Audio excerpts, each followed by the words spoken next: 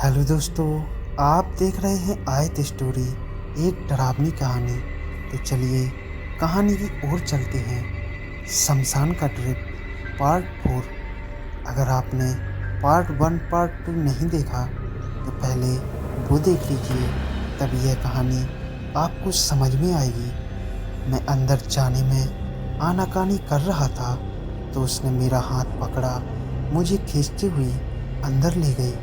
उसके इस बर्ताव से मैं एकदम परेशान सा हो गया था।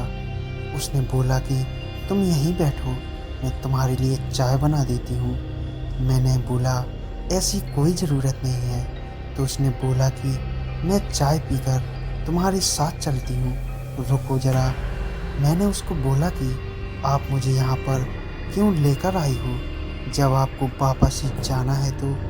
उसने बोला कई साल हो गए हैं यहाँ पर मुझे किसी से बात किए हुए, तुम्हें देखकर मैं बहुत खुश हूँ। उसने जमीन में पड़े मटके से पानी निकाला और पास ही में बने मिट्टी के चूल्हे पर एक बर्तन में पानी गर्म करने लगी। मैंने आसपास जब अपने चारों ओर देखा तो मेरे तो होश ही गुम हो गए।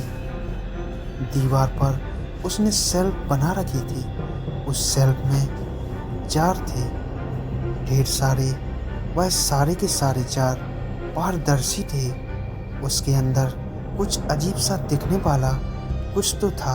वह देखकर मैं बहुत घबरा गया। एक तो लालटेन की लाइट से सब कुछ लाल लाल दिख रहा था। उसी कमरे में ऐसा लग रहा था मानो किसी खून के लाल रंग से पेंट किया गया हो। बहुत ज़्यादा भयानक। मैं खड़ा हुआ और उसकी शेल्फ को निहारने लगा। तब मुझे जाकर पता चला कि अरे यार, यह तो देखने में इंसान के भेजे के मतलब ब्रेन जैसा लग रहा है। मैं बहुत ज़्यादा डर गया था।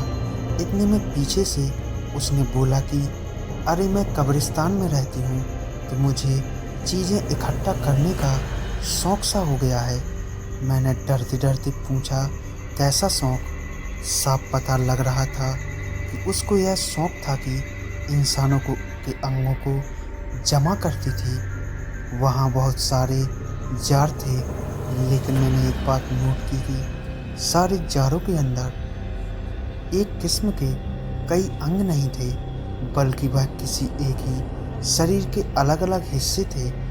मैंने और गौर से जब चीज़ों को देखना शुरू किया तो पता चला कि अरे यह तो मसूड़ा है, और यह तो आँख है, यह तो इंसान का दिल है।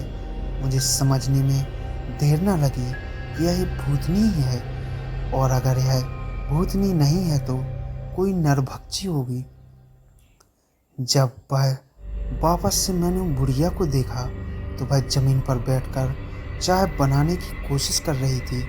उसके सारे बाल आगे की तरफ आ गए थे और वह पीछे हिल रही थी। बहुत ही भयानक मंजर था वह। उसने मेरी तरफ गर्दन घुमाई। उसकी आंखें मुझे नहीं दिख रही थी। उसके बाल, सफ़ेद बाल, उसके चेहरे को पूरे तरीके से ढके हुए थे। उसने अपनी घुर्राती आवाज़ में बोला कि बैठो बेटा, चाय पी लो, बनके तैयार हो गई है। उसने उसी मुर्दे में चाय को छाना। वह मेरी तरफ वापस आई चाय लेके, लेकिन उसकी आंखें मुझे अब तक नहीं दिख रही थी। उसने मेरे हाथ में वह कप पकड़ा दिया। चाय का कप बहुत गर्म था। चाय क्या, चाय तो पीने का मेरा बिल्कुल भी मन नहीं था। ऊपर से मेरे दिल की धड़कन बहुत ज़्यादा तेज हो गई थी। वह बुढ़िया धीमे धीमे चाय की चुस्की ले रही थी। उसने मुझे भी कहा चाय पीकर देखो बेटा, देखना, देखो मैंने कितने मन से तुम्हारे लिए चाय बनाई है, पीकर बताओ कि कितनी अच्छी बनी है चाय। एक बार फिर से मैंने उसको बोला कि नहीं अम्मा, मुझे चाय की ज़रूरत नहीं है, मैं चाय नहीं पीता हूँ, मैं इन सब से दूर रहता हूँ। मेरी घबराई हुई आवाज़ का रिप्लाई उसने घुर्राती आवाज़ में दिया और बोली, चाय पी। इस बार फिर उसकी आवाज़ में दो लोगों का मिश्रण सुनाई दे रहा था। चाय का कप अभी मेरे हाथ में था।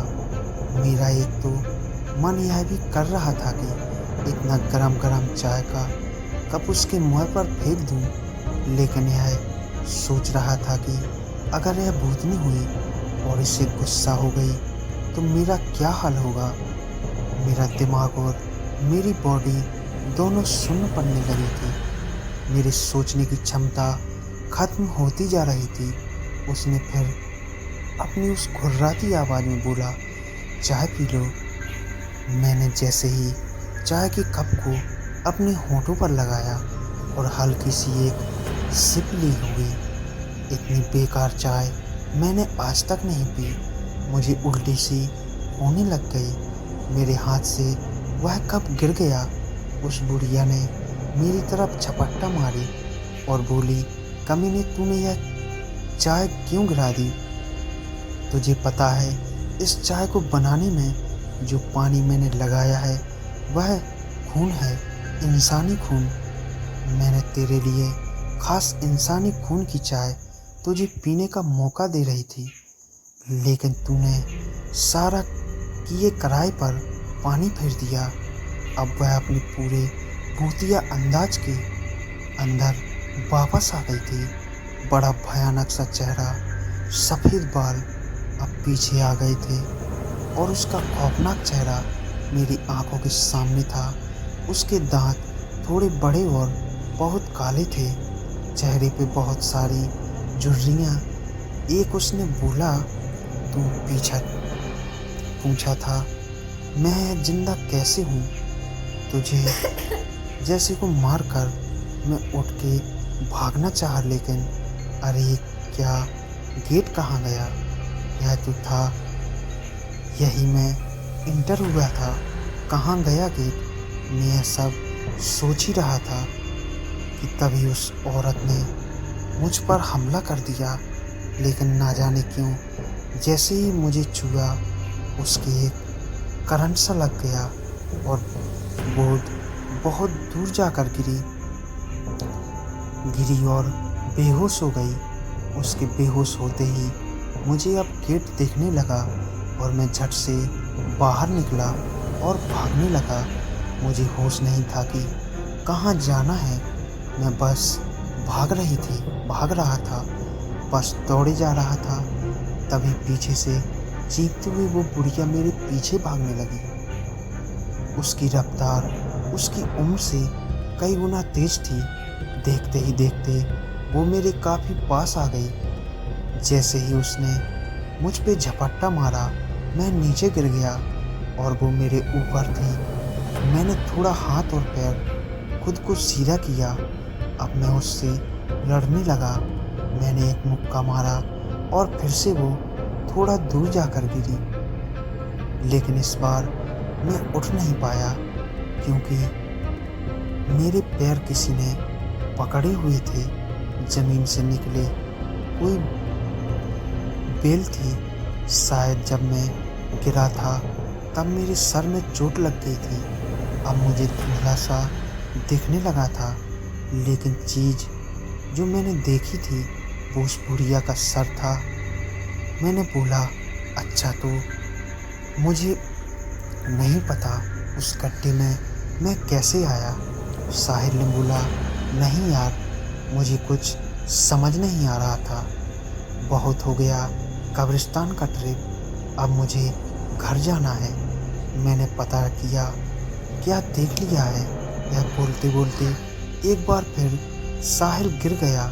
उसकी बॉडी काफ़ी कमज़ोर सी हो गई थी। मैंने उसको उठाने की कोशिश की, लेकिन साहिल का वज़न मुझसे ज़्यादा हो गया था। उसको अकेले उठा ही नहीं पा रहा था। मैंने वॉचमैन से बोला, आप देख कर आओ, उठाओ इसे। वॉचमैन अपनी किसी ख्याली दुनिया में वापस आया और बोला, हाँ हाँ रुको, तुम हाथ से पकड़ो और मैं पैर पकड़ता हूँ। मैंने झुलाते हुए बोला, हम लोग लाश उठा रहे हैं क्या? अरे इसको उठाओ और कंधे के सहारे लेके चलो। वॉचमैन ने मुँह बनाया और बोला, चलो उठाते हैं। हम लोग उसको उठाकर सीधा घर वापस लेके आए।